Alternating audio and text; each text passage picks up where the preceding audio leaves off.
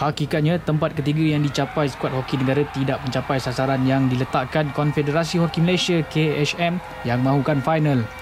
Apapun, cerita di Kuantan sudah pun berlalu dan akan terus dikenang. Dan sekarang, misi Muhammad Damarash dan barisan kejurulatihan adalah di Belanda. Pesanan daripada Presiden KHM, aspek kecergasan perlu diutamakan dengan masa yang ada sebelum Piala Dunia membuka tirai. More importantly, I want their fitness level to be improved. That is my call. That is my call as a president of MSC. Dari kacamata pengendali, ianya bukan sekadar kecergasan semata-mata. Siapa yang akan dibawa, tempoh latihan yang singkat seakan-akan memberi bayangan awal persiapan skuad negara agak tempang. To me, still not satisfied, still not happy with many players. I think the players should go stronger and better if you want to compete at this high level or this like a top level kind of hockey. Pemain yang cuai sepanjang kem latihan akan digugurkan dan tidak layak untuk beraksi di The Hague, Belanda. Tugas pemain adalah membuktikan mereka paling layak untuk ke Belanda meskipun diberi ruang dan peluang yang singkat. Ini sukan berpasukan lah. Kalau 5 orang, 6 orang saja yang fit dan the rest tak boleh lagi 13-14 orang tak boleh cope dengan fitness yang ada. Jadi saya memang kita akan susah untuk mencapai objektif yang kita tetapkan.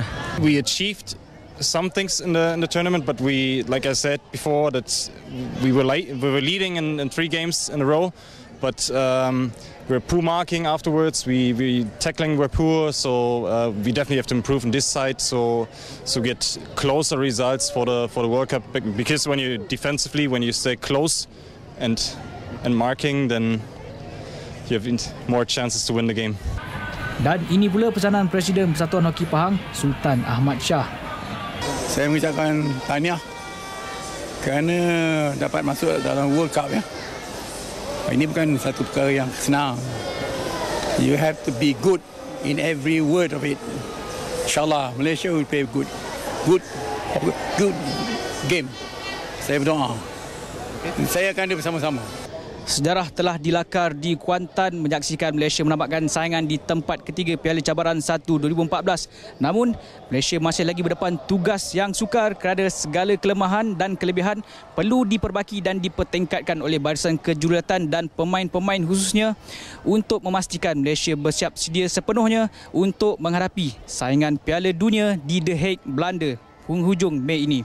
Dari Kuantan, Ku Muhammad Lutfi Yahya untuk Sukan TV1.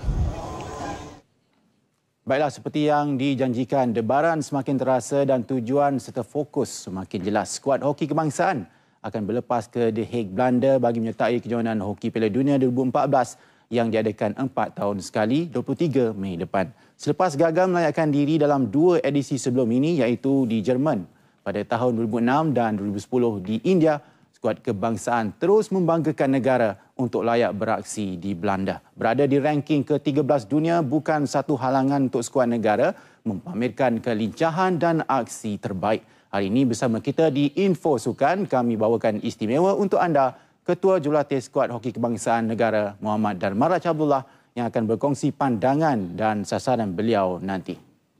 Baik Coach, Assalamualaikum, selamat datang ke studio. Waalaikumsalam. Dan tinggal beberapa hari saja lagi iaitu untuk beraksi di Piala Dunia, Coach. Jadi mungkin bagaimana Coach melihat semangat para pemain pada ketika ini?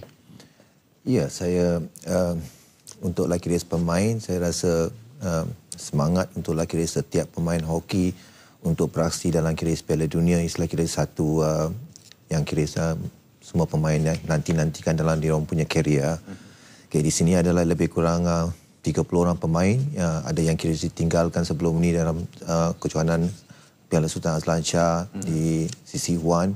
Semuanya selagi race mahu menyarung jersey untuk beraksi di Piala Dunia. Ini satu lagi situasi yang kira sangat mustahak kalau pemain dapat beraksi. Kalau tak beraksi, dia kira rugi sebab dia kena tunggu lagi 4 tahun.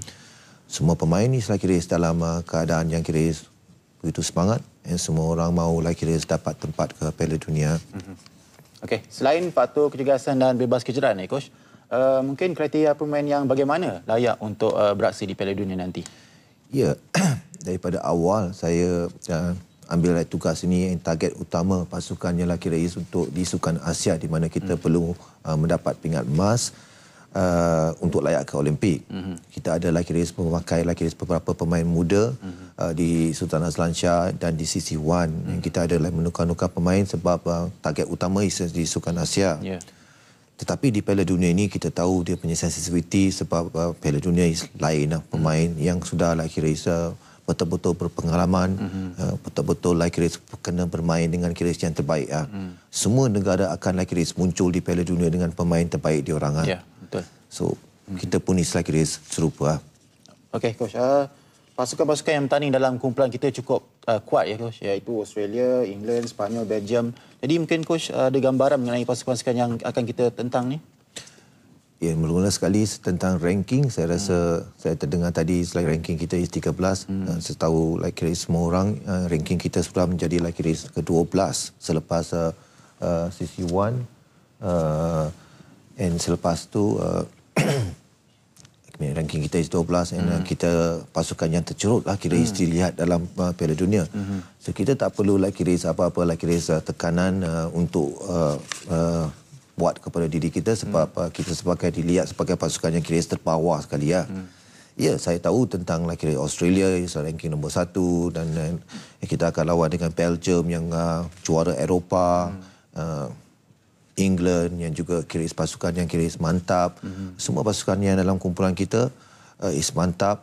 Saya rasa ada kira sedikit lebihan kira dua pasukan lain. Satu India yang biasanya kita berjumpa dalam saingan-saingan di Asia yang sering kita bertemu dengan Sepanyol yang kira sudah kira nampak ada cuba membentuk pasukan masa depan. Kita kena faham bagaimana cara Piala Dunia. Semua pasukan akan bermain satu sama lain. Tempat mana kita dapat? Kalau katakan kita dapat tempat ketiga, dia akan jadi kira serta-merta tempat ketiga kumpulan B akan lawan dengan tempat ketiga kumpulan A untuk 5 dan 6. So daripada apa yang saya lihat, bila semua orang dalam dunia rasa Malaysia pasukan yang kira paling kecil lah. Tetapi kita tak mahu kira apa-apa pressure dekat diri kita. Biar orang rasa kita kecil. Tetapi untuk pemain dan untuk pasukan Malaysia semua perlawanan untuk kita sangat mustahil. Satu mata, seri pun kira besar punya benda. Yang penting persembahan kita, Coach. Setiap perlawanan tu begitu penting, Coach. Ya, kita tak ada macam peluang macam pasukan lain yang rasa macam dia orang boleh tak main bagus satu perlawanan dan kembali balik kan. Kita bukan dalam situasi macam tu. Kita semua perlawanan ni mustahil. Semua mata yang kita boleh kira ambil, kita kena ambil seberapa banyak yang boleh supaya kita boleh dapat tempat yang bagus di kumpulan kita. Dan dia main serta-merta. Dulu ada crossover. Sekarang tak ada crossover. Means 3 lawan dengan 3, 4 lawan dengan 4, 5 lawan 5, 6 dengan 6. Kalau katakan kita dapat tempat ke-6, kita terus kena main 11 dan 12. So itu yang kira punya cara. So pemain kita pernah kira tewaskan pasukan-pasukan yang dalam kumpulan seperti Belgium atau England atau India atau Sepanyol So apa pun boleh berlaku. Okey, Coach, seperti biasalah sebelum ke kejuaraan Piala Dunia, persediaan perlu mantap dan mungkin keadaan cuaca di Eropah dan di Belanda nanti berbeza dengan kita. Jadi persediaan bagaimana yang akan dilakukan oleh skuad hoki negara kita akan berlepas nanti? Ya, kita akan bertolak 23 hari bulan. Beberapa hari lagi perlawanan pertama kita pada 31. First kita akan bermain. So dia ada kira masa yang kira banyak untuk kira sesuaikan diri dalam keadaan padang. Cuaca saya rasa bukan kira masalah sebab pada masa ini ialah kira musim panas.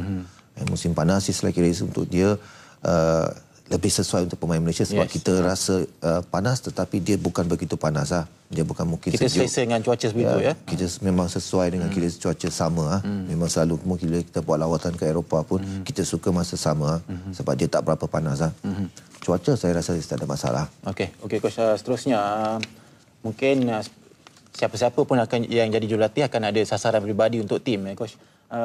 Coach sendiri bagaimana sasaran peribadi Coach? Ya, saya rasa saya tahu sasaran daripada Persekutuan Hoki Malaysia daripada 9 atau 10. Tetapi saya rasa kalau kita boleh dapat kira lebih bagus daripada 2002 tempat ke-8 tu, kita kena ada dapat tempat keempat dalam kumpulan.